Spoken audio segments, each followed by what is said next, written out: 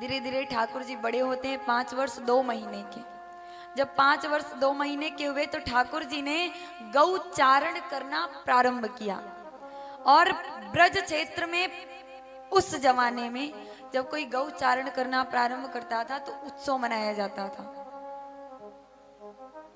क्योंकि क्यों उनका वही काम था।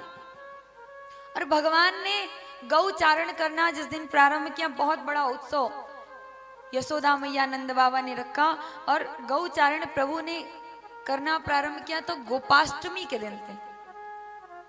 गोपाष्टमी के दिन से हमारे प्राण वल्लभ प्रिया प्रियतम हमारे राधा वल्लभ सरकार गौचारण करना प्रारंभ करते हैं।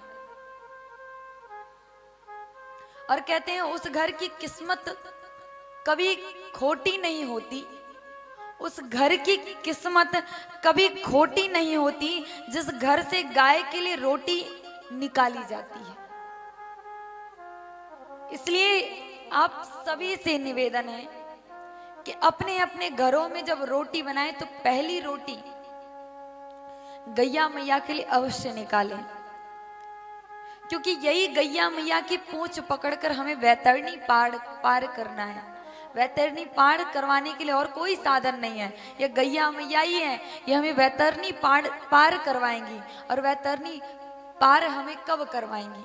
जब हम गैया मैया की सेवा करेंगे। इस भारत भूमि में लोग कहते हैं ना कि गौ हमारी माता है, लेकिन गाय हमारी माता है, फिर भी हम गैया मैया को उतना प्रेम नहीं करते हैं। प्रेम तब नजर आए ना जब गायें कटती हैं तो आपके आंखों से आंसू आए, लेकिन नहीं, इस भारत भूमि में ऐसा नहीं कि सभी, लेकिन लोग घर में अगर 1 लीटर दूध फट जाए तो लोग जितना रोते हैं उतना गैया मैया कहीं कटती हैं तो नहीं रोते हैं।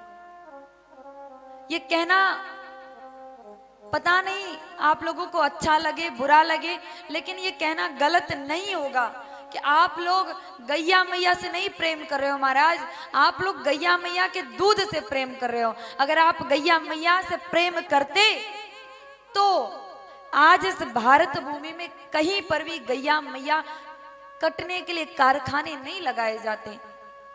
आजकल हर जगह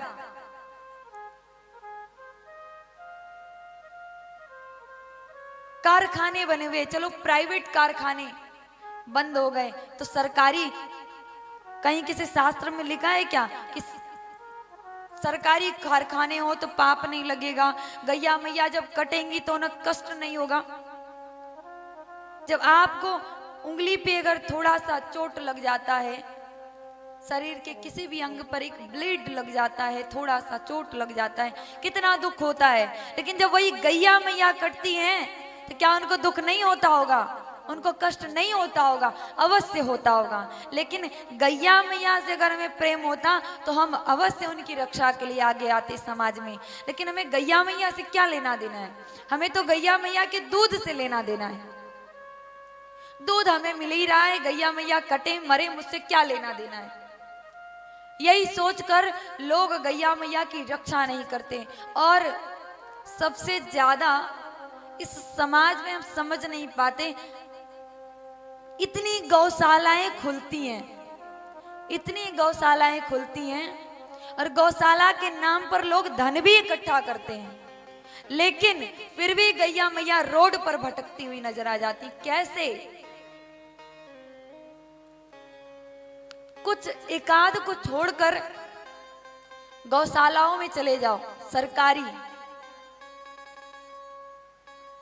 सरकारी गौशालाओं में चले जाओ तो वो दयनीय अवस्था है गैया मैया की कि अगर गैया मैया स्वस्थ होकर उस गौशाला में गई हो ना तो भोजन के बिना अस्वस्थ हो जाएंगे, वो मर जाएंगे 6 महीने में। लेकिन हमें क्या है? हमें तो दूध मिल ही रहा है, अपना काम हो ही रहा है, और इधर गौ माता की जय, गौ माता की जय केवल जयकारा लगाने से और व्हाट्सएप फेसबुक पे गैया मैया के नाम पर जो कोरोना से जिसका परिवार सुरक्षित रह गया हो वो गैया मैया का जयकारा लगाए। ये व्हाट्सएप फेसबुक पे करने से काम नहीं चलेगा, आपको खुद उठकर समाज में जाना पड़ेगा। आप ये बताओ, क्या व्हाट्सएप फेसबुक पे खूब भोजन डला पड़ा हो और आपके पेट में भूख हो, खा लोगे क्या? क्या आपको अपने रसोई में भी सामान लाना पड़ेगा, भोजन बनाना पड़ेगा, तब खाओगे? तो जब अपने लिए इतना कर रहे हो तो गैया मैया के लिए क्यों नहीं करोगे? तो वही गैया मैया हैं जो आपको वैतरणी पार करवाएंगी, इनके अलावा कोई साधन नहीं है।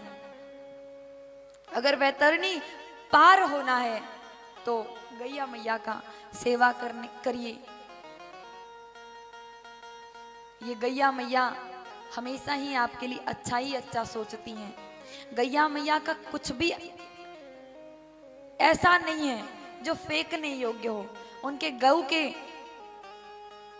गोबर से आप आंगन को लीपिए, जो कीटाणु जितने भी होंगे सब खत्म हो जाएंगे।